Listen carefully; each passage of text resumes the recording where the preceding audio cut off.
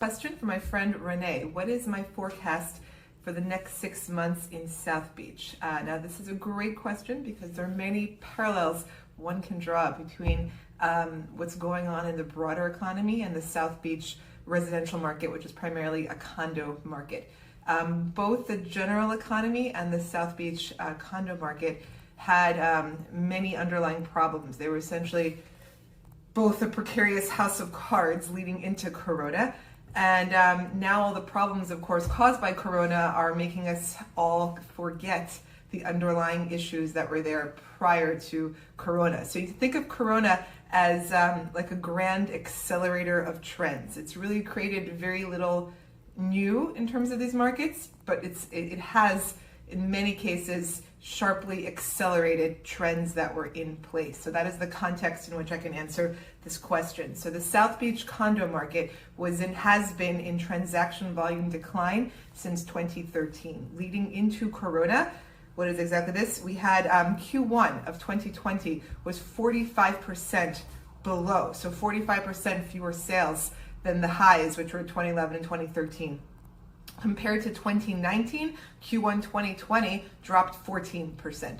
And again, January was lower, February was lower. This is not because of Corona, which really started to affect things in March, but anything that closed in March would have been pending before. So Q1 of this year was 14% below Q1 of last year, and we are well below 2010 transaction volume. So that's the state of that market before. So of course, what has happened is that volume has continued to decline. April was down 39% year over year, and May was down a staggering 74%. Now, the difference between the Miami Beach or South Beach condo market and the general market is that we don't have this magical entity called the Federal Reserve to put a floor in the market and take all sorts of unprecedented action. By the way, this is not the topic of this discussion, but if you have any doubts about the severity of the underlying issues in our global economy, look no further than at the scope of the actions taken by the Fed. As in all things in life, don't look at what people say, look at what you do. The Federal Reserve would not be taking such unprecedented, huge action if they didn't feel they needed to, which means that there's some serious issues under there. And having said that, though, no amount of open market bond purchases is going to fix the underlying problems of the issuers. So this is all, I'm not quite sure how this is all going to play out, but we do have, the broader economy, an ever-growing percentage of zombie corporations. The Federal Reserve's balance sheet is now 33% of GDP. It was, I think, 13% when Greenspan retired. So none of this leads anywhere good. So there's that. And bringing me again, tying this into the condo market here, as long as we have an economy of uncertainty and a high unemployment number, where are the buyers going to come from to boost this? Of course, we could say that May was probably the low. June hasn't closed out yet because that was the height of restrictions were in April.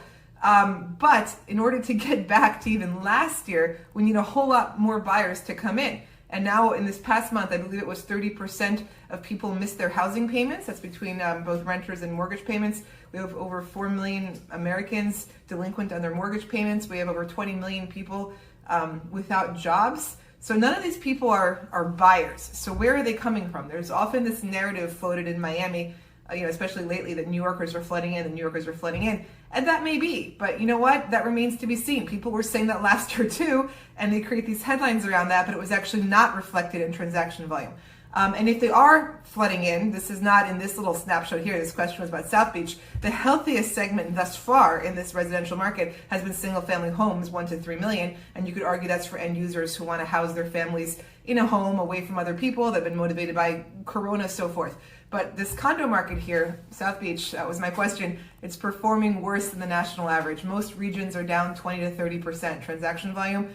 We were down 74%. And as much as condos are not necessary purchases, to that extent, they're going to suffer. If anything, we're going to see some type of, in the Corona economy, sort of an atavistic reversion to need-based consumption, and South Beach condos might not be that need-based. So my outlook for the next 6 months, buyer's market, and that is not a bad thing. I'm very macro positive on Miami, and buying real estate, much like stocks, towards the bottom of a curve can be a genius move.